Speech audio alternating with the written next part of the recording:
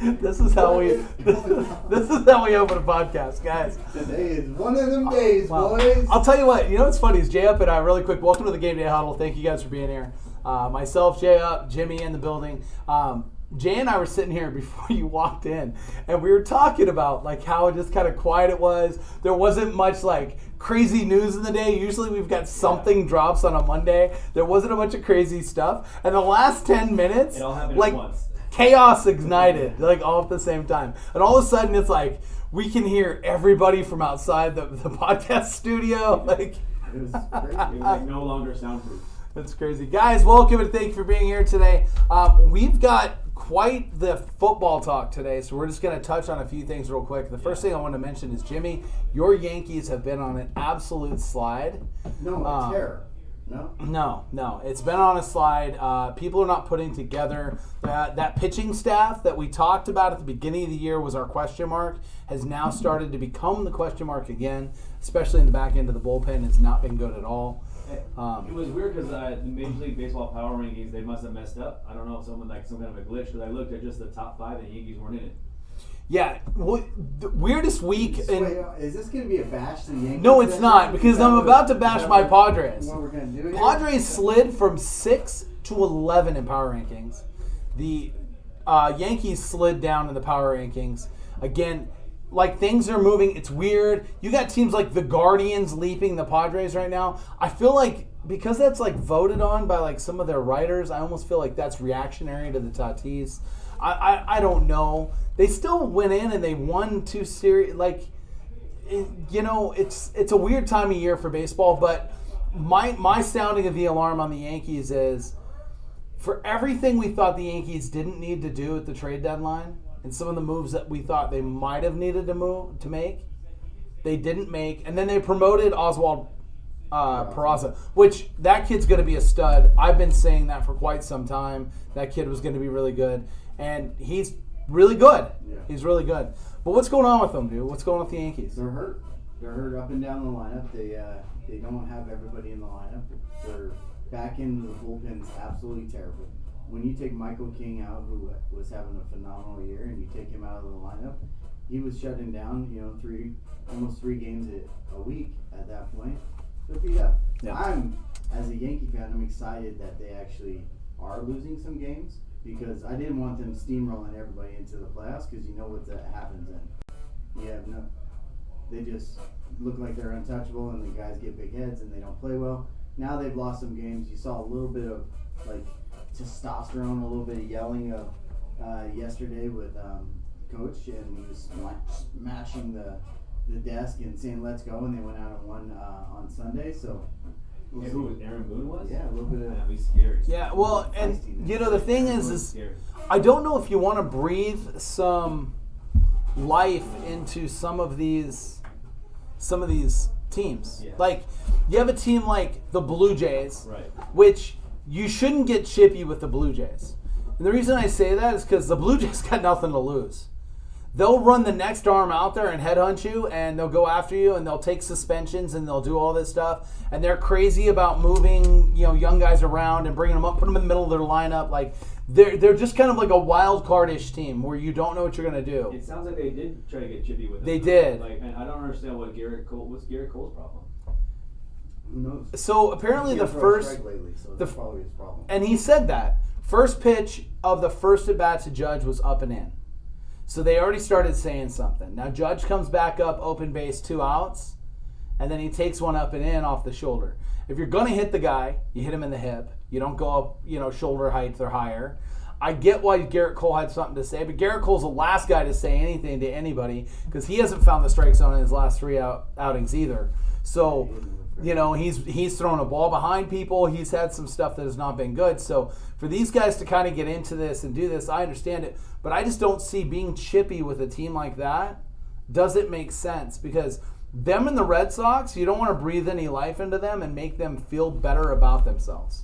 I definitely can see it. You definitely don't. One thing you don't want to do, or wake up the sleeping bear, or any of those, shake the cage of it, whatever those sayings are. Yeah. Of everything you don't want to do. Well, especially when the Yankees, they're going to make the playoffs. They're going to still win the East. Yeah. they're going to get their stuff taken care of. You don't want to wake these other teams up that are in your division that really hate you and want to have something to play for. Right. And especially when you get down to those last 10 or 15 games of the season and you guys are sitting there playing against these other teams and have these other teams on the docket where, a team like the Red Sox could kind of like go off a little bit, and kind of build momentum off of that. Do you guys not believe Alek Manoah's his reasoning behind it then, or you guys do believe him? Because we talked about this during the All-Star break and how great he was mic'd up, right? We thought they should do that more often. I wished he was mic'd up for that game because, according to Manoah, when they interviewed him after the game, he said that he's been struggling with his sinker for the last 5 or 6 games. And when he hit Judge, he immediately apologized and said, "I'm like, sorry, man." He went all the way to first base and had an explanation with him. He didn't just tell him, "I'm sorry." Right. He went over and told him, "Right, I'm struggling throwing that inside, and I'm sorry."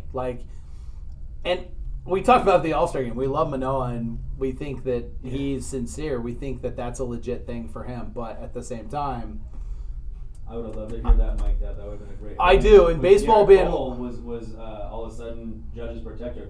Yeah. Judge is like 6'7", right? Isn't Judge like huge? No, I think he's like my size. no. Does Garrett Cole need to protect him? When it comes to baseball, your pitcher protects your hitters. That is an unwritten rule in They baseball. protect them by throwing. Right, but you speak out. If you're the leader on that staff, you speak out, because if it comes from him, there's a guy in the bullpen that's probably getting sent to AAA next week, and he's going to go and he's going to throw at someone. And the reason he's going to throw at someone is because he's going to show them that he's there when they need him, right? That type of stuff happens in baseball. We'll see what happens with it. Like I said, you had the Padres slide down to the power rankings.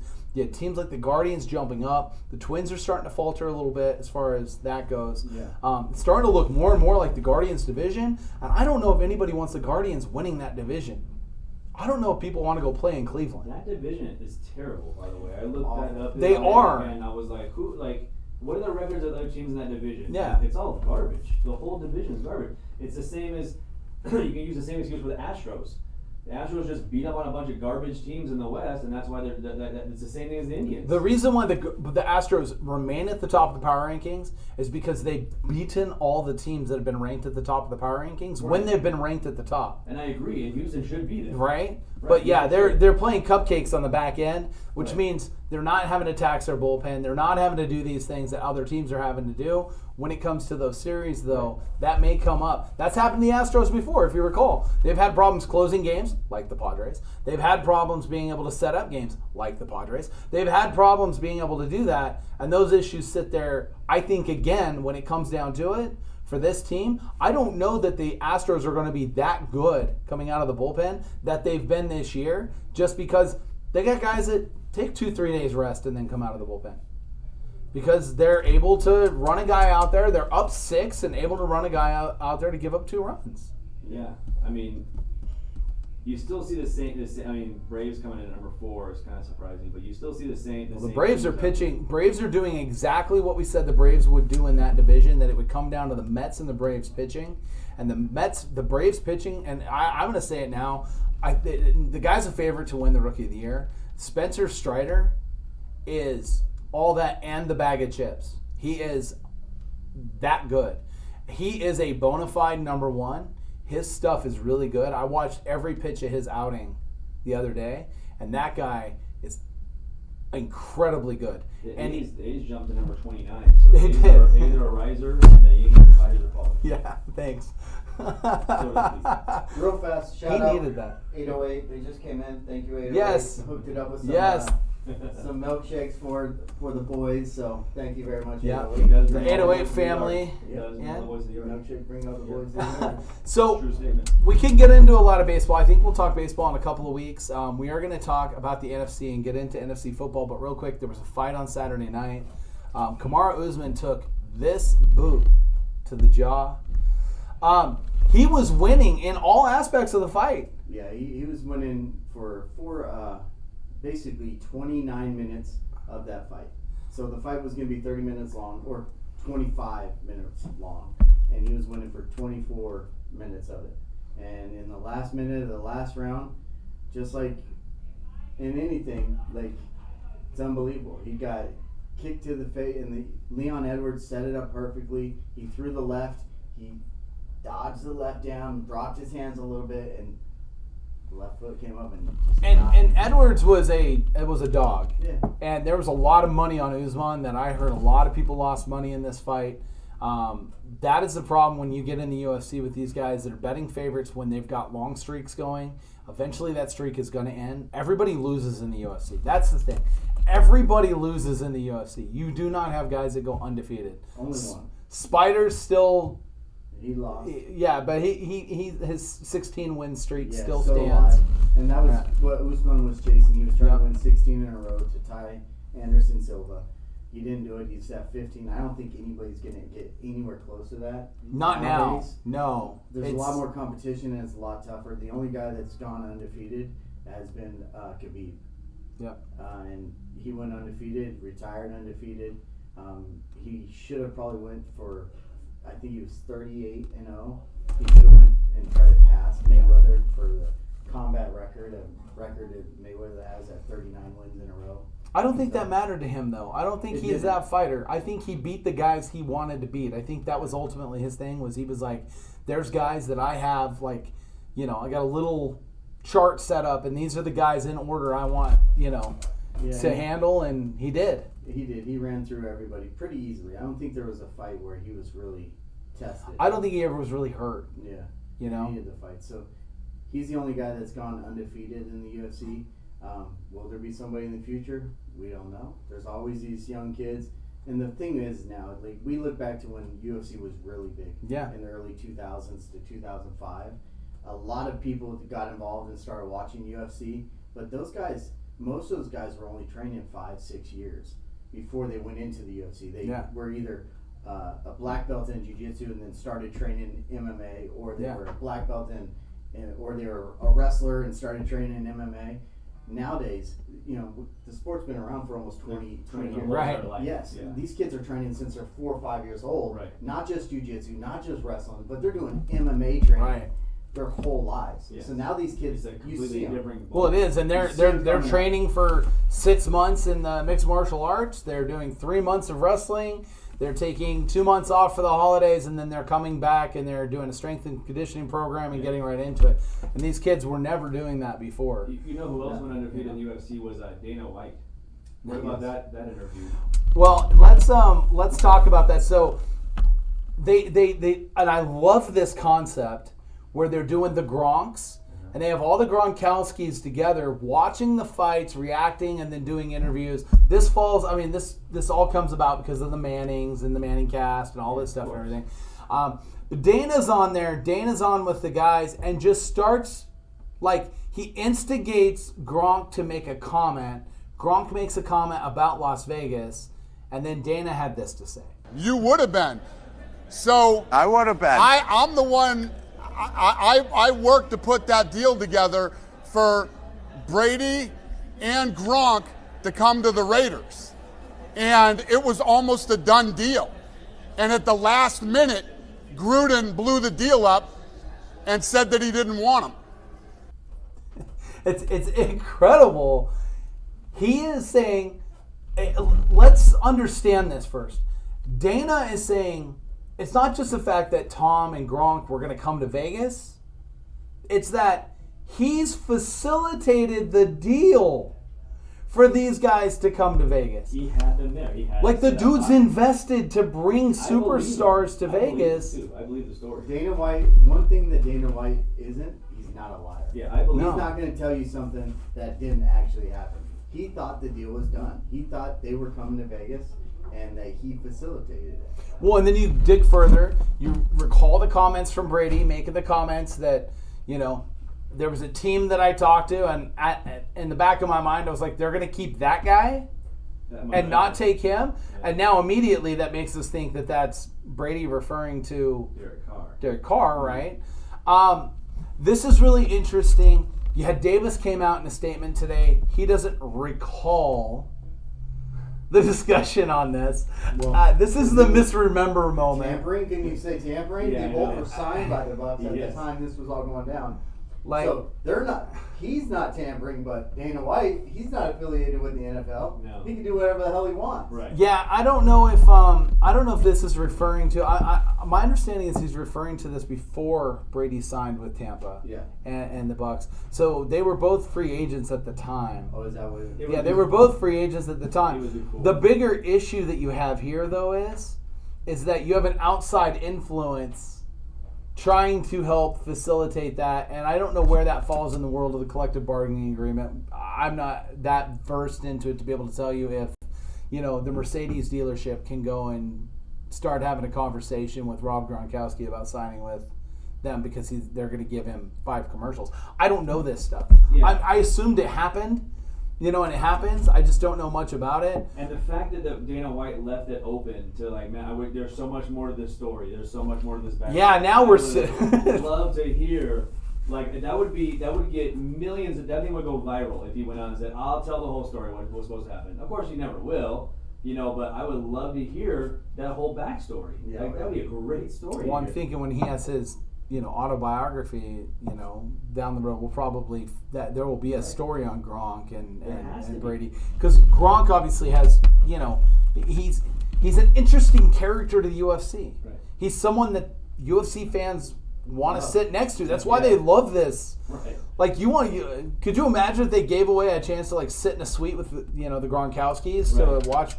Like, it would go nuts. People would love it. Like, this thing, though, to me, is more of a glaring issue on how poorly the scenes, behind the scenes, the Raiders were when they first got to Vegas. Because if you had that type of a deal being done and it not getting out in the news, that means that it was kind of between one person and one person was just pulling the trigger. Because if that had changed, if that discussion had worked up the ladder, which makes me think Davis saying he doesn't really recall, I wonder if he was even really in on the deal. But you got to remember the circus that was happening when they came to Vegas. You had Gruden that signed for a 10-year deal, which was a massive amount of money, and everyone's like, "What in the hell is going on?" And then they go and hire a GM who was on the NFL Network. You know what I mean? That was the GM. That was their GM choice. Was a guy that was on the NFL Network as an analyst. Right. I think No you're getting the background. call next. Yeah. You're the Maybe You I should. will. expert. Maybe I will. Maybe they'll see me on this show right here, and they'll be like, "This is the next guy for This sure." is the next GM. The guy was on the NFL Network, and he has no GM background whatsoever. So it was kind of like, excuse the word, but it was kind of a shit show to begin with. Right. So of course you have outside influences, because where else are you going to go? You're not going to get that in Green Bay.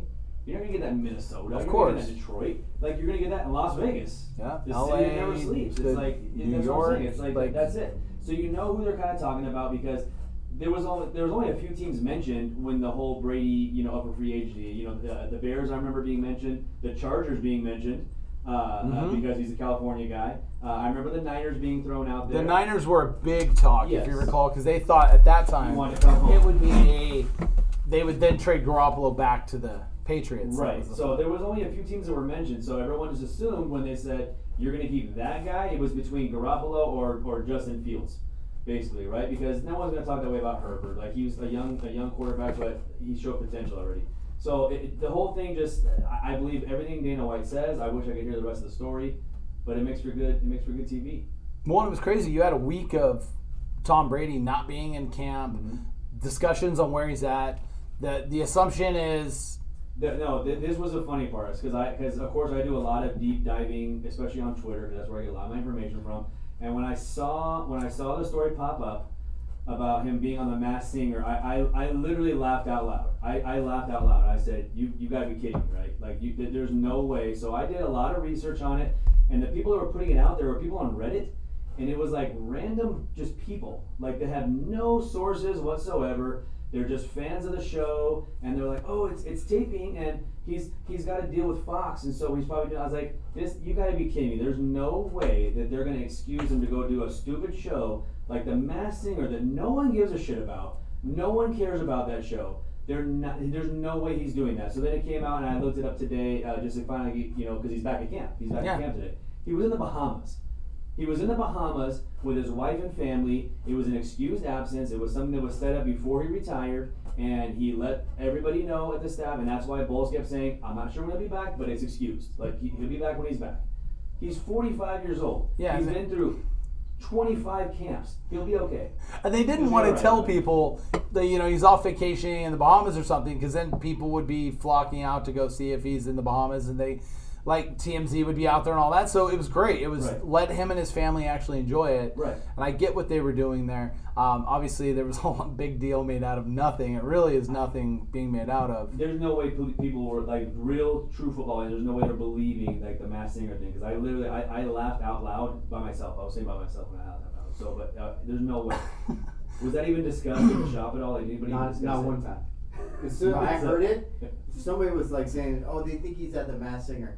I looked, I shook my head and said, if you know Tom Brady at all, first off, you know damn well he's not missing any time for the Masked Singer. Right. He's not. He's the type of guy that gets the guys together out at when they couldn't get together, out at local high schools and throwing balls. You think he's going to miss reps just to go sing a stupid show? With a furry outfit on. Yeah, with a not furry happening. outfit. Not happening. But when he was in the Bahamas with his family, it's okay, you get it. What, does the guy not get time off? It was planned before, Yes. and it was excused, and the front office knew about it, and Todd Bowles knew about it, so it wasn't like this slap in the face. It was all done. And he's back. He's back now. Fine. And guess what? He's gonna be okay, everybody. He's gonna be just fine. Well, starting there, since we're having NFC talk, we're going to talk about the NFC today, and we're going to talk about all these divisions, and we might as well start in the NFC South. And let's go ahead and start with the Buccaneers and kind of talk about them for a moment. There's a lot of things missing from this team that won a Super Bowl. Yes. There's a lot of stuff missing here. Where are you guys at with, let's start with them. What we'll do is we'll run through all the teams, and then we'll actually pick the division. So don't give your division winner. Just where are you with the Bucs at this point in the NFC? The Bucs for me, I won't give away the whole entire division, but I think they're still a playoff contender. The thing I'm worried about most with them is their offensive line. Another guy got hurt again. Yeah, another guy got hurt again. Yesterday. It was yesterday. He's out for the season. So they've lost 2 offensive linemen, and I believe they had one retire in the offseason too. The name's slipping my mind, but they had. So you have three key pieces, and a lot of people will say, well, yeah, he can get by with it's Tom Brady. He can get by with a makeshift offensive line. He can't. He's not very mobile. He needs a little bit of time, and yes, he is a magician. Yes, he is Tom Brady, and yes, he does have some fantastic receiving threats and good running backs. I don't know if he comes out of this season unscathed, just because of that offensive line. You're doing a makeshift offensive line with one of the greatest quarterbacks of all time. He needs a little bit of time to throw. Well, and we've seen what's happened, with some of these teams that have lost offensive linemen, that your step from your starter to your backup, right now, the NFL is really thin. Mm-hmm. Teams are not deep on O-line. Right. They're just not. And when you lose a guy, it's always thin at offensive line. If you're a good offensive lineman, you're paid well, and you're kept in the league for a long time. Why? Because there's not many of them offensive linemen out there. There's guys let's talk about Andrew Whitworth that just retired. The guy's 38 years old. 38 years old, and they're still trying to get him on 1-year deals every year because there's nothing out there. You want to sign a guy that's almost 40 years old to be in the trenches and just bang the entire time, just banging heads. And he's 38 years old. And going against the best athletes on the field. These defensive ends are hands down the best athletes on the field. They're 6'5", 6'6". They run 4.3 freaking 40s. They're 285 pounds. You need good offensive linemen. And he's going to struggle this year big time if they don't get something. Well, and here's my other issue with this team in particular. They are not going to stop the run. This team's not going to stop the run. They're already thin at wide receiver or at cornerback, right? They're not going to stop the run though. They'll be able to stop one side of the run, but they're not going to stop the run. And what you're going to see is these teams in the South are going to load up 2-back sets. They're going to run these little option plays. They're going to be, wheeling them out with their running backs in the flat, running screens. And I just don't know that that's going to be good for them, and that's going to take ball control away, which is generally the thing that they win with is ball control. And when other teams take that away from you, we saw it happen to the Chiefs last year. When the ball control got taken away from the Chiefs were not winning.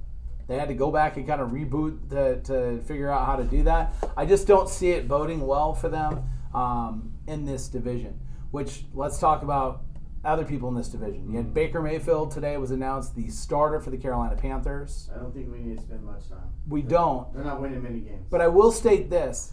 After Matt Corral's season-ending injury, they're not moving Sam Darnold. No way. Sam Darnold now is going to sit there because they would have moved Sam Darnold and let Matt Corral be the backup, but now that he will not be able to play this year, there's no reason for them to. The thing that sucks too is that, I mean, this is a lot more serious for running backs and wide receivers, but that Liz Frank injury is actually a pretty serious one. There's a lot of running backs that have had it and come back from it, but it'll knock you out for a while. It's just a constant pain in your foot, and you obviously need strong feet to run the ball. Yeah. So, like, a quarterback, I think it's not as serious. I think he'll be back just fine. Running back and wide receiver is a little more serious of an injury for Liz Frank. Well, at this point, he's got 16 months, 15 months before he, and in reality, that could even be another year. So You're just missing. Probably a blessing for him. Yeah. Because that team's going to get destroyed this year.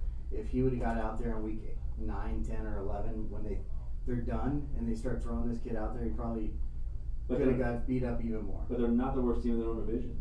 Well, They'll there's still 2 teams in that division that, they'll still finish third in the division. yes. Who's the worst team in that division? Atlanta Falcons are the worst in that division. Okay. So They have no defense. Their starting running back is Cordell Patterson, who's a kick returner / wide receiver / running back who's 32 years old. Marcus Mariota was their big signing. They lost their number 1 wide receiver in Calvin Ridley and replaced him with a rookie who basically played a couple of snaps and hurt his knee already in the preseason. So we don't know what we're going to get out of Drake London. Kyle Pitts is there. I mean, he's a nice player, but they don't have much else. They don't really have a lot. nothing to say about the Falcons. They're another team that's going to get beat up, especially in that division. They'll maybe win 4 games this year. Ritter will touch the field after Kenny Pickett, but he'll be on the field at some point this year. We'll see about that. Yeah, and I think we all think that Ritter will see the field at some point this year. Right. I don't know that I would call Mariota a big signing. They didn't. What did they pay him? $10 million. But who else did they sign? I know, but that was their only big but what I'm signing. saying is that they signed him for $10 million to have a veteran quarterback there. They could have made all kinds of plays if they really wanted to make a big deal, and they had some assets they could have moved that would have, brought back what they wanted to do. They're not there to win. They're chasing the top 3 in this year's draft, and that's what they're doing. Right. The top 5 spots in this year's draft, probably 4 quarterbacks are going. Is that probably a good? It's definitely going to be. Last year's draft, first one went Steelers, 20. This year we're going to see in the top 10, we'll see at least 4 in the top 10. Yeah, and I arguably would think that those 4 will be in the 5. It very well could. And you've Depends got on where everybody finishes up. and you got a couple kids that are wild card too that are on that bubble of are they a top 15 or not, and when they play this year that could change. Yep. So we will see that definitely is going to be there. And then we have the Saints who invited back. I say invited. They brought crab legs back. I call them crab legs, obviously. Jameis Winston started 7-on-7 drills today. He's back. They believe he'll be ready to start the season. If not, they'll kind of go with it. Ian Book looked okay this weekend, which I think was really good for him because he got thrown into it. You guys got to remember, and it's so hard. I knock Kirk Cousins all the time for not being able to play under the lights, right? And Ian Book had to start in a primetime game on a Monday night football game. It was not very fair for the kid. Right. And we destroyed him, right? And He only had maybe 5 interceptions. right, maybe we give him a little bit of a, and he also wasn't really planned to start because they still weren't gonna start him. It was supposed to be Taysom Hill, right? And so Taysom Hill gets a concussion, doesn't get out of protocol. They thought he was gonna get out of protocol, he didn't, and then there you go. I think giving him one more year and letting Winston have the season if he stays healthy, I think it's gonna be beneficial for him. I don't think you write Ian Book off. I don't think you write him off. They're not gonna have a top 5 pick. So they're not going to be in the quarterback play next year, right? So they're either going to have to roll with Winston, or they're going to have to see what they have out of Book next year. So I think if they have problems or he's not quite healthy or whatever it is, I don't think they're as concerned about Ian Book as they might have been 6 to 8 months ago. Yeah. This is my prime landing spot for Jimmy G. I think he's going to be a Saint. I've been saying he's going to be a Saint for a little bit now. I think the season's going to roll on. Something's going to happen with Winston. and the Saints are going to be sitting there with 10 wins and possibly the playoffs, and they're like, oh crap, what do we do? And Jimmy G is going to fit right in there and not make mistakes. They have a defense I think all of us think are a top 5 defense in the league. Top 3, yeah. Yeah, they're incredible this year. So get out of the way of the defense. Let them keep the games close. Run the ball with Alvin Kamara. Make 6-7 passes when it has to happen. They're going to be there at the end of the year. Well, is Jimmy G surviving cuts this week? He's Yes. probably... He's going to survive cuts because he's already passed the deadline to where they're going to have to pay him all that money, and they're not going to pay him the money to not be on the team. So if you're already stuck with that contract, you're going to stick with him. Like But he's not been playing in the preseason. No, he hasn't been playing in the preseason because he's still rehabbing that shoulder or whatever. Right. But my point is that there was a deadline, and I think it was something like, was it June 3rd or something like that? It was or July 3rd. It was a month ago where if they still had him on the roster, they still had to give him that money, and they passed that. So they're not just gonna waive him. Like there's no way they're gonna let him go. They're gonna keep him and say, well, we have to pay him. We're gonna keep him. We're not gonna give him away. Real quick, first or last in the division, who? First is going to be the Saints. And Last is Falcons for sure. Okay. Easily. Same thing Saints, for you. Bucks, Carolina, Atlanta. Okay, and I have the Panthers pulling up the end of the division, and I think that it's going to be literally how poorly they play on the road against each other between them and the Falcons. To me, it's a coin flip on those two teams at this point. The Falcons are going to be able to run the ball. That's the one thing they're going to do. With who? With everybody, because their quarterbacks will run. See, they'll run these schemes where they'll have the quarterback option runs and all that. I wouldn't be surprised if Mariota carries the ball somewhere around 10 times a game. I wouldn't be surprised. If he does that, he's gonna get hurt. He might, and then they'll put Desmond Ridder in. So I don't think they're worried about it. But the thing is, I think that he'll be carrying the ball a bit more. I think they'll be making, moving the pocket and trying to do that stuff. I don't know that they're planning on throwing the ball a whole lot. And if they are, they're throwing it to 2 tight ends, and that's what they're doing. That's just kind of what my thought is. So there is a chance. I don't think the Falcons or them. It couldn't matter. To me, between Carolina and Atlanta, it doesn't matter. Yeah. 3rd and 4th place, neither one of them are sniffing the playoffs. Yeah. The Bucks, to me, are the fringe. They're gonna finish in the 7th spot between them and the Packers. I don't have them making the playoffs. I don't have the Bucks making the playoffs this year. For me, it's between the Bucks and the Packers for that 7th spot. Yeah, I don't have them making it, and I do have the Saints winning the division and making a deep playoff run. Mm-hmm. Me as well. All right, let's go to the NFC East. Okay. Let's talk about some teams here. Your favorite.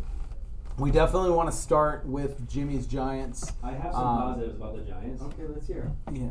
You Go want ahead. the positives? Sure. So that kid Alex Bachman, Yeah. Bachman looks great. he looked really good. Yeah. It was garbage time. It was the end of the game, right? But 14 targets. This kid had 11 catches for 122 yards, 2 touchdowns. He's a little guy. He's 6 foot, 190 pounds. But from what I'm reading up on is that he's been kicking it in Florida with Danny Amendola and Cole Beasley, picking their brains. Is it just because they're white? It's because they're little white slot guys. Oh, so they're hanging together in Miami. Well, and that was the statement I made was like, he reminded me of Amendola, and then for Jay to be saying that, now it makes a lot of sense. He's picking their brains, and he's basically trying to learn everything he possibly can about the slot.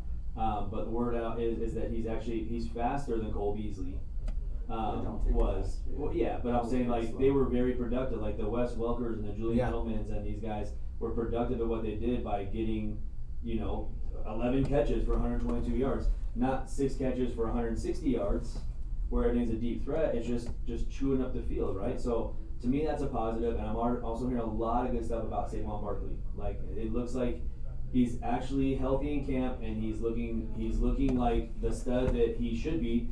Everyone knocks him for injuries, but really it was only one big injury that kind of set him back the last 2 years. It wasn't like a whole bunch of injuries and now he's injury prone. It was one serious injury that has kind of kept him at bay for the last 2 years. That, and they haven't had a good offensive line. So now they're trying to finally figure out how to work the ball to him more, and they're trying to put him out in space. They're trying to get him lined up, as a receiver sometimes. So they want to use him in the way that he should be used, and he looks like he's healthy. So this should be his year. Now, we talk about the Giants. Giants defense was kind of taking a step up a little bit. It looked like it was. And then yesterday they lose Kayvon Thibodeau before the season even starts, out 4 to 6 weeks. You did a hit or no? Did you see the hit? Yeah, I did. I thought it was a little low. It was definitely lower than. I was like, Yeah. For a preseason game, it's really low. right. If a regular season game, everything's on the line, you're playing your ass off. Okay, I'll step back. You didn't mean to do that. In a preseason game, 100% that's intentional. And now, I'm a Ducks fan, so I looked into this a little bit more, and apparently there was some chippiness between the Giants and them prior to that game. They probably practiced. They practiced together. All week together. Right. And they came out and they said there was a fight, and then a bunch of guys said no. During the closed session of the practice, there was a fight. No, none of the players let it out. None of the coaches let it out because I'm sure somebody got out and was like, hey, don't say anything about the fight. Leave it alone. But apparently Thibodeau had a couple things to say, and apparently that's what the thoughts are there. I will just tell you this. Don't be surprised to see that returned by another team at some point on the Bengals because of that. It's kind of that unwritten rule thing, you know what I mean? And it's the good old boys club. We'll see. It's unfortunate to see him not be able to start the season because I thought that would give the Giants a little bit of a boost to at least have a decent defense because they're not deep. It's starters and nobody, right? The starters are good. The defense is going to be okay. The offense is where everybody is kind of.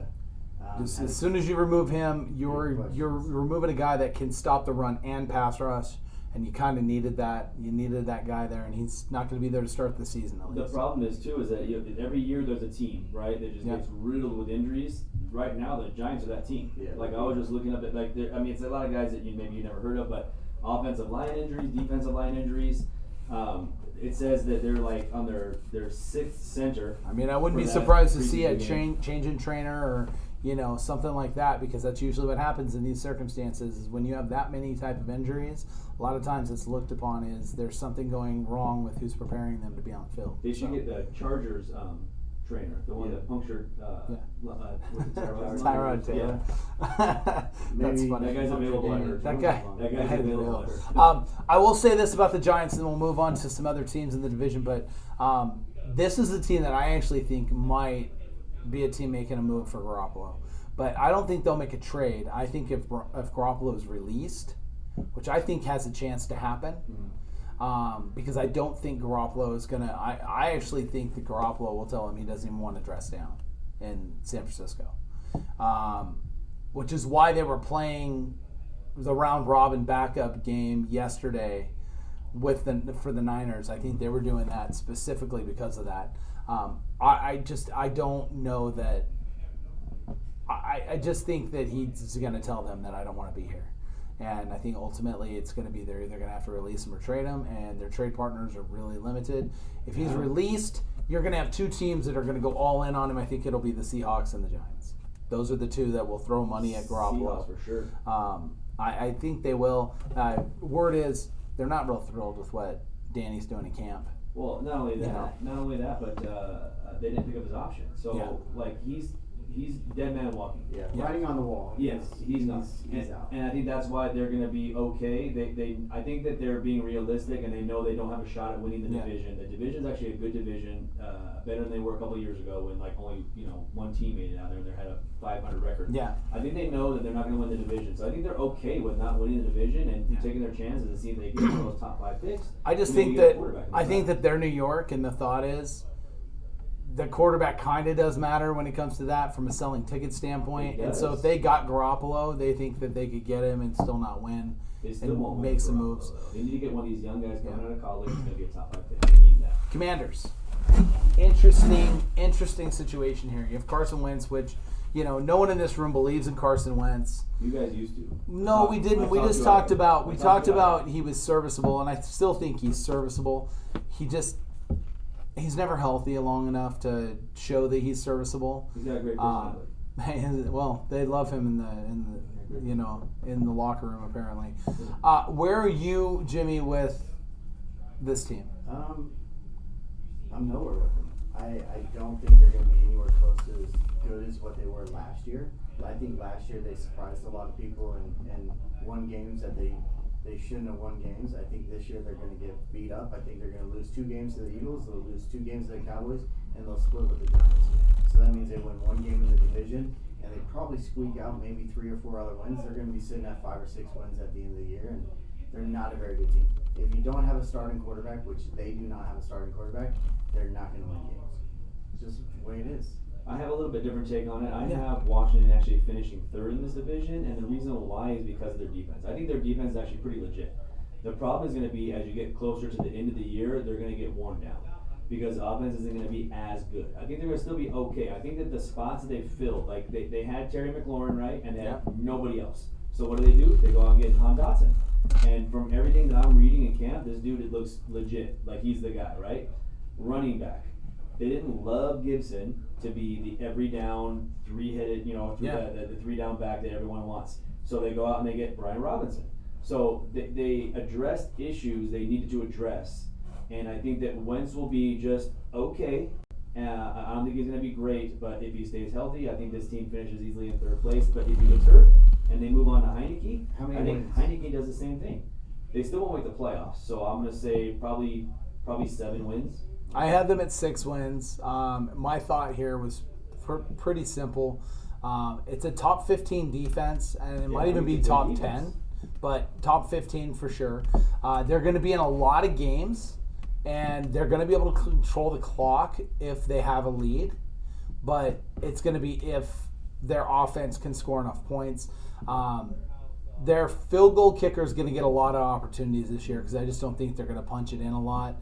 But I do think they're going to be able to take 60 yards. I think they're going to be able to find 60 yards most possessions. Is that what you're going to draft in the fantasy draft? I might, and maybe we might see. I like you seeing to take a shot. I can't wait to see you scrolling the sign outside. I know. But we'll see.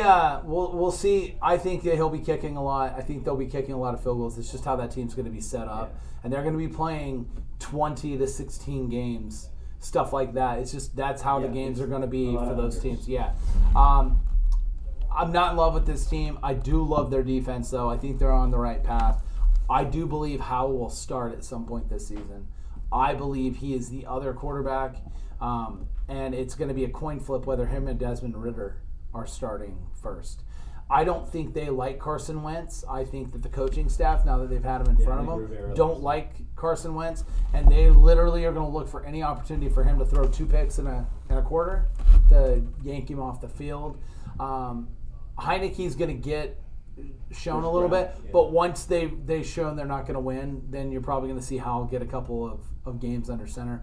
Probably around, I think, I looked at the schedule and I think it was around like week 14. Looked like that might be the chance that, if things aren't going right, that he might be able to, get the last three games in.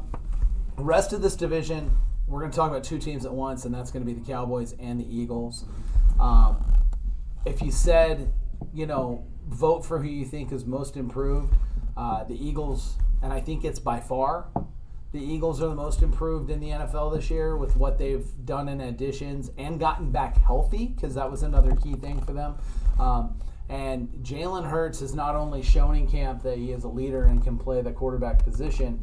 A lot of people coming out of there, a lot of, and Philly's a tough place, right? A lot of that media and everything is talking about this guy is the real deal and not just what it is. We will see with what scheme they go with and they run, but he's got some toys now. He's got some opportunities, and it is going to be a time for him to show. I thought he should have made the Pro Bowl last year. I've been saying that. It just cracks me up because I'm obviously a Cowboys fan, and I have a lot of friends that are Eagles fans. And I'm here to tell you that every single one of them didn't like Jalen Hurts. Of course. They love Carson Wentz, just a guy. Yeah. Hate Jalen Hurts, and I kept telling them, like, this guy is good, just give him a chance. And they're like, we need to draft another quarterback. This is garbage. I don't know what Howie Roseman was thinking. Just trash the hell out of this guy. Right.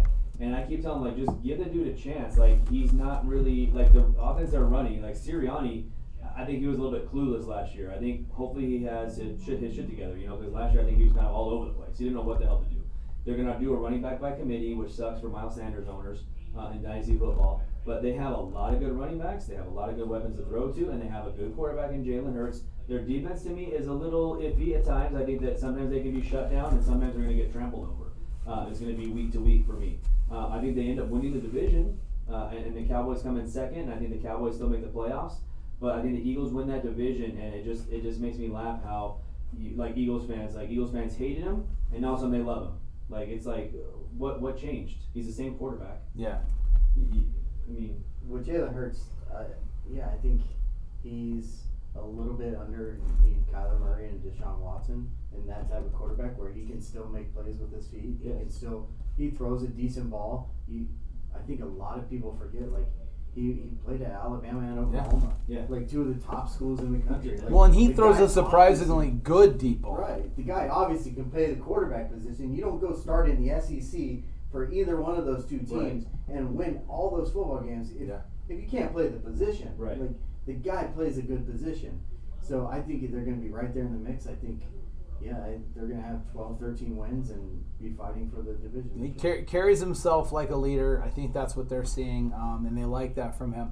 I have Cowboys winning the division, and it's real close. It's going to be who takes that last game of the season against each other is going to win that division. And ultimately, my thought is that the Cowboys are probably a little better suited at running back as long as Zeke stays healthy to be able to be there at that time of year. And I would think that that's probably going to be a running back game.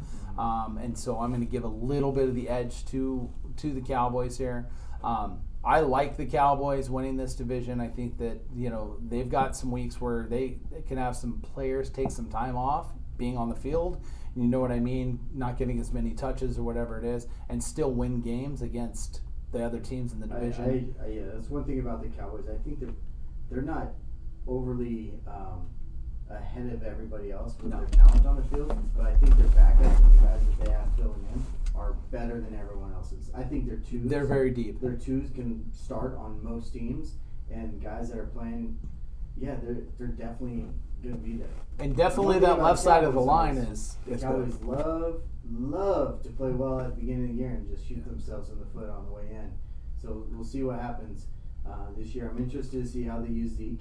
Last year was not a good look for Zeke. I think I was looking into it. He's came back. He's thinner. He's running faster. He's looking better. He's looking more of his esque when he came into the league, and he looked like he was going to be a 10-year Pro Bowler. And this is why you don't pay your running backs. And I'm sorry if you're a running back. Please don't take offense to that. I'm not trashing you. This is why you don't, because all you do is get hamstrung into a long contract. And I'd have to look it up. It would take too long to look up right this second. But I want to see who won a Super Bowl after signing a running back to a long-term contract. Because I bet you it'd be very, very minimal, if any. Because that's just not where you put your money. You put your money in other key positions like offensive line, defensive line, corners, even quarterback. But the guys that go out and pay these running backs, you just don't get the return. You don't last. You don't have a long shelf life.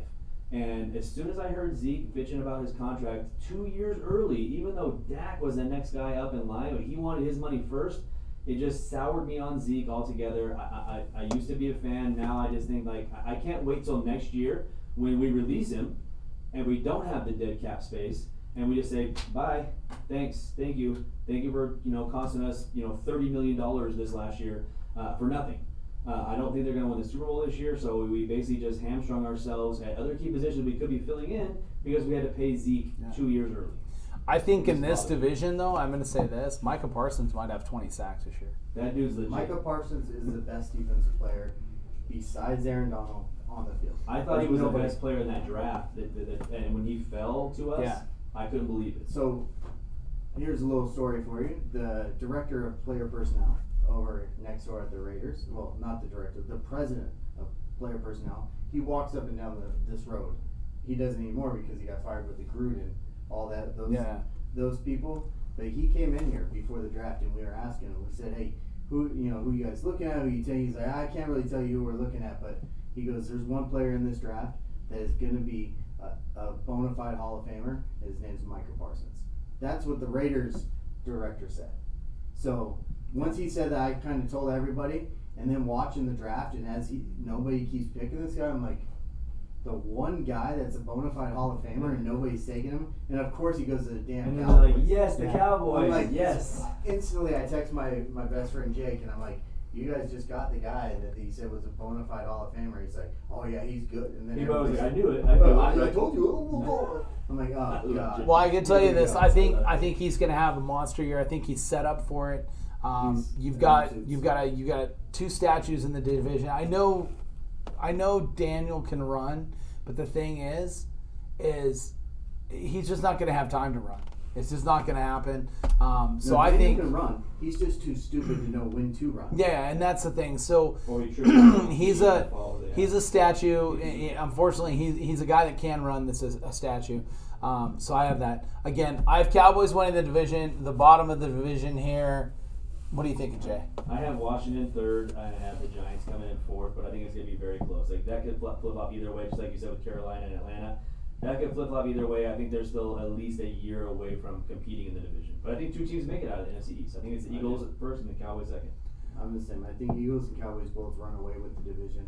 It's going to come down to week 15, 16, 17 to see who wins it, which is going to be good because I hate that all these teams are sitting everybody in week 15, 16, 17 because the division's locked up. They can't move up in playoff position. And yeah, it used to be they sat in week 17, and last year since they expanded it, they were sitting starters the last 2 weeks. So now you have 10 games that are on. They're just completely meaningless. They're just like whatever. So this division is going to be fought down to the end. I don't think either one's going to completely run away with it. But it's going to be fought between the Eagles and the Cowboys. So my hot take for this is I have 2 to 3 wins for the Giants. I just don't see anywhere else for them to win.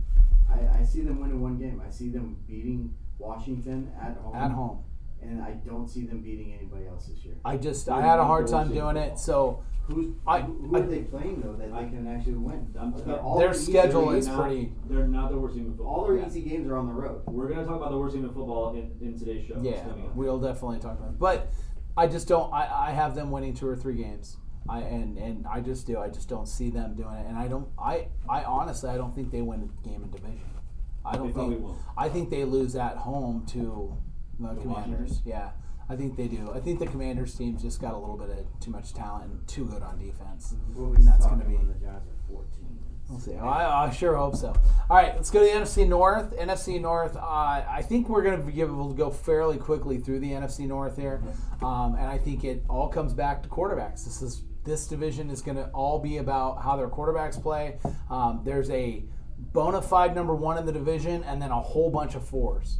And it is, I believe that the Vikings are the crown jewel of the division.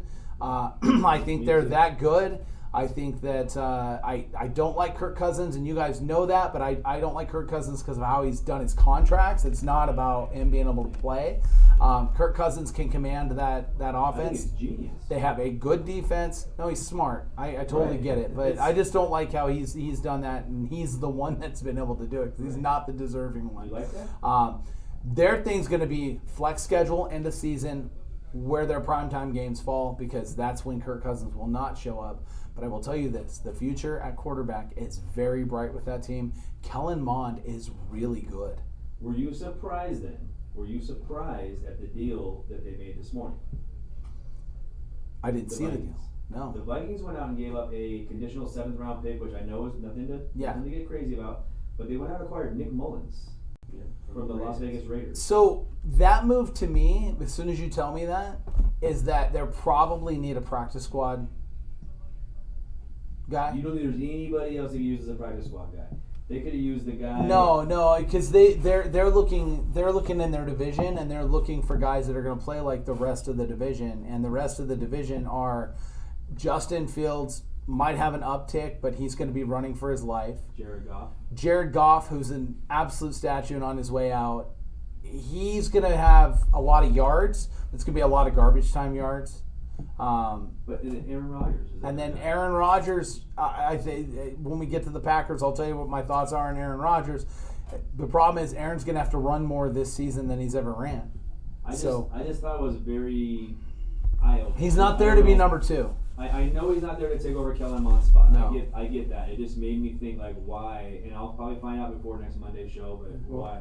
Maybe they're not too keen on Kirk Cousins. Maybe they're filling that backup role for him. And that might be the case, and I wouldn't be surprised. No, because you wouldn't go out and get him who's on a 1-year deal with the Raiders. He's signed a 1-year deal. He's not like a long. They do that all the time with backup quarterbacks, where they'll bring a guy in that's on an expiring contract and then re-sign him if they like him right before the end of the season, and not even let him go to free agency. They're not going to see anything out of him.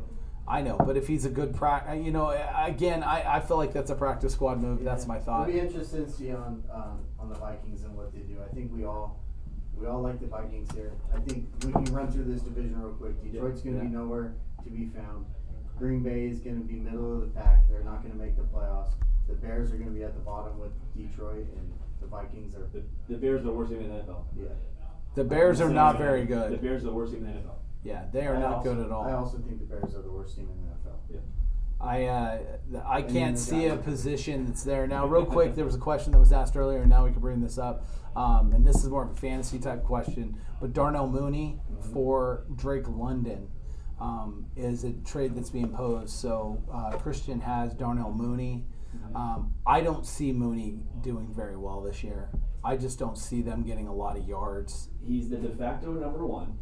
Okay, on offense is going to be really bad, and the defense is just as bad. So they're going to get garbage time points. Like Mooney will get garbage time points. Yeah. If you're talking redraft only, I like Mooney. If you're talking dynasty, I'm taking Drake London all day, every day. Yeah. So it kind of depends on the way the situation's set up. Because Mooney will get time, but you're going to have to sit and wait. Mooney's going to be the guy where you're sitting there watching your game, and Mooney has 2 points, and it's the start of the fourth quarter, and you're like, great. Why the hell would I play Darnell Mooney? And then he's going to end the game with 16, 17 points because he's going to get a garbage time touchdown when the Bears are down by 27 points. It's going to be Mooney that Fields is looking for because they don't have anybody else. They have Cole Kmet, who I think is going to take a leap from what he's been, but their running game isn't that great, and their offensive line is even worse. I think that Khalil Herbert's the best running back they have, not David Montgomery. I think the writing's on the wall for him. He won't be anything. And I think Justin Fields is going to be running for his life. He's literally going to be running for his life. And I have them at 2 wins at best. That would be lucky. Yeah, I have them at 2 wins at best. So I think I we're all like in Mooney. agreement. Tops the Vikings and there. My one take on Aaron Rodgers is we are going to see if Aaron Rodgers is a guy that can actually make players better, or if he's a guy that needed better players around him to do what he did. Because we all know what Stafford did. Stafford made guys better around him. Now there's the comparisons between the two of them. They now each have a Super Bowl. They both, right? So now those comparisons are there. So now the question is, who is it? I've got one word for A lot of guys are willing to take Stafford before, but I just, we'll see what. I know, relax. Relax. Yeah. Rodgers, relax. Yeah, exactly. I don't think the offense is going to be the trouble on that Green Bay team. I think that defense is going to be giving up 28 to 32 points a game. That defense is terrible. There's nobody good. Who's on that defense that's any good? Their 2 corners were like top 10 corners last year. That's not where you win football games. You win it in the line. Which guy on that line Are you really is any saying good? Green Bay's a bad defense? Yes, they're terrible. Oh my God. Look at what they did last year. They didn't do anything last year. Yeah, I mean, I don't think the Packers their are last great one. on defense, but I don't think they're Horrible. horrible. I'm not horrible. You guys go ahead but while I fact check. I think that this team, I personally think that they're going to have a hard time scoring, and the reason I think they're going to have a hard time scoring is because I don't think that Aaron Rodgers is going to make those receivers better, and those guys, there's going to be some push and pull that's already started in camp that I think is going to continue into the season, and I think that's going to become an issue. It makes me think that this might be our last year with Aaron Rodgers. He might just skip town. I don't know. I just think he might, because I don't think he wants to spend 2 years getting beat up. But he might look good in giant blue. Yeah, in giant blue. We are going to go, you can find that for us. We're going to go to now the NFC West. Now this is a incredibly different division. I think it's safe to say we all think the Seahawks are at the bottom.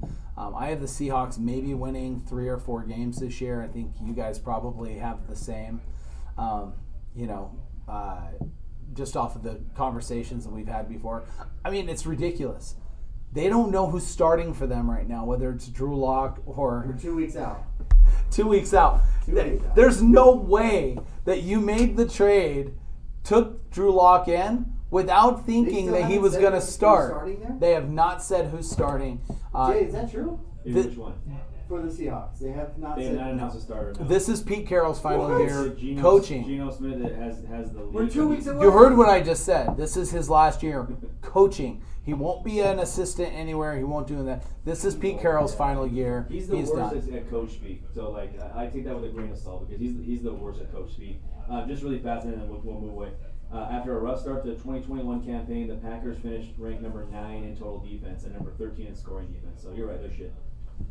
What was it? Look at the last couple games. Look at the last couple games. I mainly. Well, they got blown out, Steve. They got blown out the like 3 of the last 4 games of the year. I don't know. I think. I mean, we could talk about the Packers defense. Who's the best? Who's on the line? To Who's on that defensive me, line that Packers actually says anything to you. That Packers defense. You don't even to know me any. You can't even name is a defensive lineman on their team. I can't name a lot of defensive linemen on any teams. Yes, you can. No, There's I at least can't. one bona fide star on every good defense. I feel like we should have you guys argue every week. Unbelievable. I think that this Packers defense, just to circle back to it really quick, I think Before they're we a move middle on, of the road $20 bet defense. they do not Oh my finish in gosh. the top 10. How many 20? That they don't finish top 10 this year? I think you I'm have not to gonna go do top this year. 16. Okay, before I bet, Top 10. what are you saying? Like, are you Overall talking defense on your numbers here. about overall defense on the Yes. athletic or whatever? Yeah. Okay. Top 10. Top 10 defense. All right, Green Bay defense. another deal. Take All right, money out of those kids. I feel bad for your kids. Seahawks are a dumpster fire. Is that agreed upon, everybody? Yeah, they suck. Okay, they're not very good. I actually don't know that they can win a game this year. They're going to have a tough time.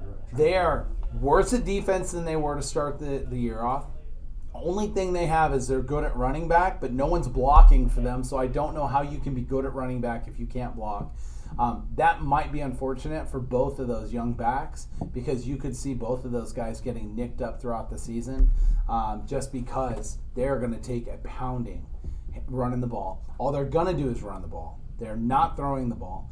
And you're going to have DK Metcalf is going to be pissed off by week 5. He's going to be talking about how he wants traded. Everybody's going to be talking about that all they want is for him to be traded and everything. So unless they get lucky, Jimmy G happens to fall out and be a free agent and they can go and sign him and he signs a deal because he wants to get back at the Niners for 2 games of the season, I just don't see them winning a game. If he's under center, then I think they might be able to win 4.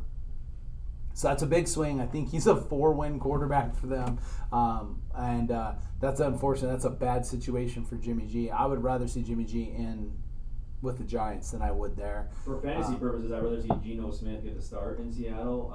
Just for fantasy purposes, Yeah. I think he'd be better for DK Metcalf and Tyler Lockett. Yeah. But yeah, they're an absolute dumpster fire. I have them 1 spot ahead of the Bears as far as the worst team in the NFL. The Bears will be the worst. Seattle will be the second worst. That's why I said I give a little bit of props to the Giants. They're not going to be as bad Or as Seattle. 29 instead of 32. My A's are 29 instead of 30. I mean, you got to look at bright spots. Now, the middle of this, number 3, I have, it's the Cardinals, and the reason I have the Cardinals at 3, the Cardinals are going to play, and the Cardinals are going to play well out of division. They are not built to win in division, though. Kyler Murray's going to be on the run, whether he faces the Niners or the Rams. He's going to constantly be on the run, and he's got a receiving core that's okay. Tiny. The too small, Small as him. and When does Hopkins come back? He's got a 6-game suspension, so Yeah. they could be. I think that's why Arizona gets hurt. For me, anyway. Yeah. Is losing Hopkins for that many games. They might not win one of those games. That's what I'm saying. And so you have your number 1 receiver right now is AJ Green, who I believe is 34 years old. yeah, That's your biggest guy, right? Because other than that, you have a bunch of just little guys, and they're fast. You have like Greg Dortch, who's like 5'7". Yeah. You have Rondell Moore, who's under 6 foot. You have Andy Isabella out Yeah. there. You lost Christian Kirk. So like to me, it's like they just have a bunch of guys. Like they'll do like okay enough to beat Seattle. well, and we got to remember Chandler Jones is not there any longer on Right. defense. Like their defense took a step back in a division that they couldn't, and they're coming up against now a Niners team that is going to be able to be mobile and move the pocket. And it's going to be fun and flashy and exciting, and that offense is going to be talked about a lot. And then you got the Rams, which are just going to be steady goes the course. Like Now they've added on. So I have them at third. I don't know where your guys' thoughts are on them. I have It's pretty easy. Yeah. Now the top of the division, I think, is the challenge here. It's the sexy pick is to go pick the Niners, right? Because, well, the Rams, it's hard to repeat. It's hard to repeat when your schedule is really tough. And yes, they generally give you a tougher schedule. The problem is they still get the 2 games against both the Cardinals and the Seahawks, which I think if we took the Cardinals and moved them to almost any division, they would still finish third. Mm-hmm. I just think that we would. If we swapped, them in divisions, I just think they would finish the Super third. Bowl is that everybody steps up to play you now. Correct. Mhm. So that's Everyone's the gunning hardest for part it. for the Yes. Rams. No matter, so even when they go to Seattle, it's gonna be a lot closer than people think. The spread Of is course. probably gonna be 7, Yeah. 6.5 maybe when they go there, and I guarantee it's gonna be a lot closer than that. Seattle always will plays play- them yeah. tough, even when they haven't been like a Yeah. playoff team. They've always played them tough. I have San Fran winning that division. I have the Rams coming in second, but both of them making the playoffs. I think that San Fran does step up. I think that San Fran has the recipe, especially if Lance takes that step forward to they're going to just ground and pound, and then all of a sudden, boom, Lance is going to come over the top and throw a 40-yard bomb to one of their stud receivers. So I think that they have enough to overtake the Rams in that division, but the Rams will still make the playoffs. And I think that's the thing that most people need to see is that receiving core, as much as I want to, say it's all Trey Lance, he's playing with free money. I know that Lockett and DK Metcalf's nice, and that's a top 5 tandem in the league, the two of them. The Saints are really, really good at wide receiver. Now this room, and when you look at the draft that they had, Gray is really good. Danny Gray's fast. He's fast, and he runs routes really sharp. And I think that that's really important for him. I just think that they may have taken a jump into that top 5 receiver rooms. No, of course. With Deebo Samuel there, and he got paid, so he'll be happy now. You have Brandon Ayuk, who's out of the doghouse. Danny Gray, and they love Juwan Jennings. Yeah. I think he's a good player, but they love him in San Fran for some reason. And then don't forget about George Kittle. No, and who's that's always it. been a top 5 tight end. So And even they've got Jusic. See, you got to remember they got Jusic too. So if they want to get big, Jusic, if they want to go and they want to get, bigger and throw to their tight ends, they can. And if they want to get spread out and throw to these receivers, they can. And they're going to match up really well in division against some really good defensive backs. Mm-hmm. So The to best me thing- is the best thing for them though is their running game. yeah. The Niners always have a good running game. They're going to have probably top 2, 3 running game again this year with all their backs there. They are doing it right. They're not paying one of them. They're rolling in 6 running backs. Next guy from UIB. Next guy from UCF. Yeah. Any guy from any Don't oddball school Yeah. that wants to come in and play running back for 3-4 downs and run the ball 4 times hard. You're in. That's why I was You're surprised that they spent such a high pick on Trey Sermon. Yeah. Right. Not that they got him in the first round or anything, but he was But on he the was second falling day. though. He was falling. He was falling, but the fact that he has already gotten kind of beat out by some of these other guys, like you have Elijah Mitchell there, they went out and drafted Tyrion Davis-Price. Yes. Jeff Wilson is still in that Right. room. So you have 4 with Sermon. You have 4 really good running backs that can just spell each other, which is terrible for fantasy, but for winning games in the NFL is very They good. play it well. So that the best thing that I think we all agree on is the best thing for your passing offense is to have a good running game. You have a good running game. Now you cannot keep your safety deep. You got to pull the safety up in the box. You got to move your linebackers up a little bit more, and that opens up the lanes for these wide receivers to get open downfield. Well, don't the Rams and Niners play early, right? They play early within the first couple of weeks, and then they play late again. Right. And I think that bodes better for San Francisco than it does. I have San Fran winning the division. Now I'm going to take the crazy hot take here. I don't have them going deep in the playoffs because I think that they're a team that they're going to go in, and because they're a little younger and had that success last year and go into it, I think that they're going to look at someone like the Cowboys or something like that as a cakewalk, and they're going to get surprised. The whole thing with me and the Niners, if Trey Lance is anything above serviceable, if he goes out there and he's actually a good quarterback, I think we're all questioning if he's going to be that good quarterback. If he goes out there and not a great quarterback, just a good quarterback in the top 10 to 15, I think they win the Super Bowl. I think they have everything that they need to do to be at least in the Super Bowl. So do you have, because that was going to be my next question, Are they your winner of the NFC? They are. I think the Niners have the writing on the wall. They have a good defense. They have what it takes. It all depends on Trey Lance. I'm not going to say, hey, the Niners are going to win it, because I haven't seen Trey Lance at all. Yeah. We've seen a little bit of him last year. We barely seen anything what he's done so far this year. If he comes out and he's good, yeah, I think they're going to be very tough to beat in the playoffs. I think they're going to have a tough time running against the Saints. We'll see if they match up against the Yeah, Saints. they have to match up against the Saints at all. I think that's where they're in run. Yeah. Where are you at in the NFC? Who's winning the NFC? I don't want your Super Bowl winner, although Jimmy gave his, but where do you have them? Who's winning the NFC? I have the Saints winning the NFC. Okay. I think their defense is good enough. I think their offense is very good. I think that their defense will. Hoodie just be spit top out his three. Cheerios and jumped out of his seat. Well, I have the Saints winning it. And this isn't a big shout out for Hoodie. You have Jameis Winston going to the Super Bowl? I'll take that 20. I have Ian Book going to the Super Bowl with There you his go. team. Take that If 20. Ian Book I'll is take running, both 20s. what I'm saying Saints is, will not be there in the end. I believe the What Saints. if Winston gets hurt? Okay, 20.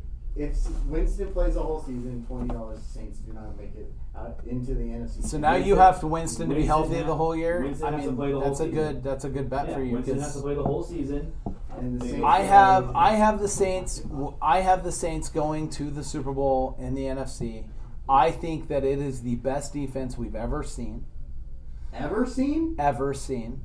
And when you go look at this, you're going to see it. They are starters deep at 2. Oh my!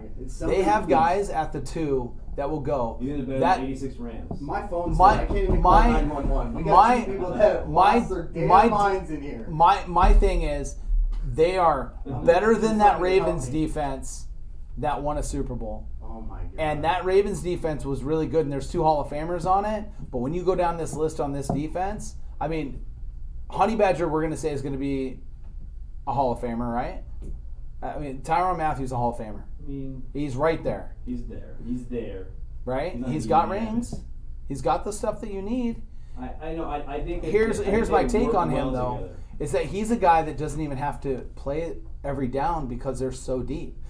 They can sustain injury, and I think that's going to be the key thing, is that they're going to be able to sustain injuries on defense while other teams can't. And this team is incredibly deep. They are at least 5 to 7 guys on the defensive side that are number 2 at their position that would start for 90% of the rest of the NFL teams. They are that good. You know, They like just Trent are. Dilfer's been in the Super Bowl before, right? Yes. Gary I can't even Collins think straight. and No. Jake Delhomme, It is. like- You know what? Let me tell you too. I'm a Like, there's big been non-believer There's in. been non-Hall of Fame quarterbacks that have been in the Super Bowl before. You know that, right? So I'm a big non-believer how in many games do you Jameis think the Saints are Winston. winning this year? 15. 15 and 13 games. Because they're you have to also go their strength. Their schedule is not as tough as you would think it would be. Oh my god! You don't think they're winning 13 games? No, Okay. not even That- 20 on that as well. You guys are going to be 200 No, deep on these yeah, $20 yeah. bets in no time. I feel bad. I'm taking food out of your kid's mouth. I have 20 them again. winning the Me too. NFC. I Me too. think it's the best defense we've seen, or if not, one of the best defenses we've ever seen. It is going to be incredible. And it's hard for me. And I'm going to tell you, if Jimmy G lands there, like you said, then they That's a different absolutely story. That's a are different there. story, yes. But even with Jameis Winston, it's hard to remember this. Before Jameis got hurt last year, they were 4-0. With him at quarterback, and he wasn't throwing into traffic like he had done in the past. They were running a different offense with him. And they had to, because Taysom Hill can't make those throws into traffic like they did. And they needed him to be able to man the offense also. So I think that they're You're winning 13 games easily. they're the team. I'll take that. See, he says 13 easily. Saints Name I one- have them name winning one 15. starting defensive lineman for the Saints. I don't know any of the That's names what of I'm- any of the defensive linemen. How in the I hell can don't you be a watch top defense? Cam Jordan. Saints. Cam Jordan, he's got to be at least 40 years old. Cam Jordan's not 40 years old. He's not 40 years old. Been around. He's so really long. good. He's not in the top 10 They're- anywhere close. Listen to the game. Here's my 13 wins. Falcons, Win. Bucks, because they'll probably Loss. split. Okay. Okay. 1-1. Panthers, Okay. Vikings in New Orleans, They'll lose. the Seahawks, They'll Win. win. the Bengals in New Orleans, They'll lose. They're going to lose to the Bengals in New Orleans. Yep, go ahead. I don't think so. I don't think so. Okay, keep He's not going. being realistic. The Cardinals, They win. the Raiders They in win. New Orleans, They win. the Ravens They win. in New Orleans, They win. the Steelers, They Mitch win. Trubisky, They win. The Rams in New Orleans. They lose. They're losing home to the Rams. Okay, that's cute. The Saints. I'm sorry, the Saints are Niners in San They Fran. lose. The Buccaneers again. We said they split, so they win one. They They have lose. 9, Falcons again. 10, The Browns. 11, The Eagles. loss. Panthers. They're gonna lose to the 12. Eagles. Yes. So you have 12, and you think they're gonna lose to the Eagles, That's giving the you- Buccaneers, I don't the see them. Rams, I the don't see Bengals. them losing to the Eagles. I'm done. He straight walked out because he knows that you're 13 wins. Right. After I looked at the schedule, I was like, this is the 13 wins right here. It is. He hates losing. He does, and that was a tough breakdown for him. That was a for sure tough breakdown. So guys, we will talk AFC next week. Yes. We'll definitely be into the AFC. Don't have a bunch of investment advice for you guys. One of the guys we talked about today, really quick, I wanted to mention is Jalen Hurts. I sat there week 14 of last season and said, go buy Hurts, buy Hurts, buy Hurts, buy Hurts. You still are buying Hurts. People are buying Hurts. His numbers are up, right? His stock is up. But if they're like 5-2, his stuff is going to, 1x again. I think he's a good quarterback. He's a guy that good he's exponential, and he's so much farther down in comparison to Tua and some of the other Yes. guys, even from his class. Let alone, I think his value should be higher than Trey Lance. I think that his value should be higher than Justin Fields. Should be higher than Wilson. I think that his value should. I can It's sit not, there and right? go, It's and not. it's not. He's a good investment, good piece for you guys to invest into, and he's going to play the whole season. He's not a guy that I see getting hurt. No. He doesn't make dumb mistakes. I He think gets he's smart down when with he's the supposed to. running. He does a lot of the things right, and it's hard for me to say that because I really wanted to knock him when he first came out, and I just think that he will. So that's a good investment piece for you. Yes. And on the baseball side, guys, I'd been mentioning Oswald Peraza. I had been mentioning him. I hadn't really done a segment on him.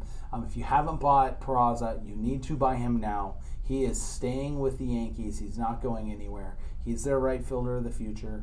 He's the guy that's going to be out. He's a good defensive player. He's an incredible bat. He's going to hit for average. He's going to hit for power.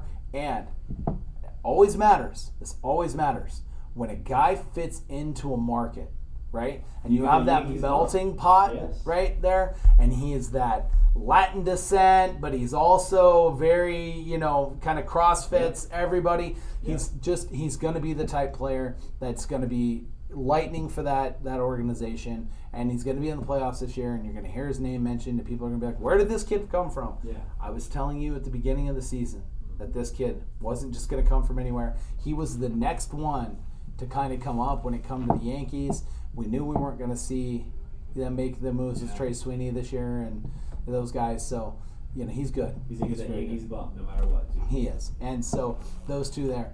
And then real quick, time for Jay's Fantasy Roundup portion of the program where he talks about fantasy. We've mentioned a few things We have mentioned a throughout few this.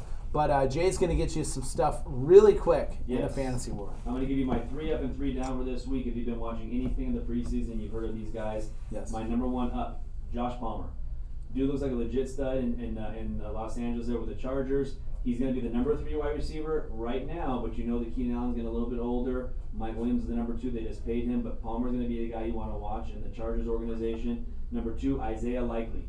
The dude is legit a threat at tight end. They already have Mark Andrews ahead of him, so he's not a guy that I love in redraft, but he's a guy that I'm definitely willing to go out and buy in Dynasty. I've seen him go for as much as a 2nd-round pick right now in Dynasty leagues, and that's not for a tight end premium. So this guy looks every part as a stud tight end to maybe take over once Mark Andrews, leaves the Ravens.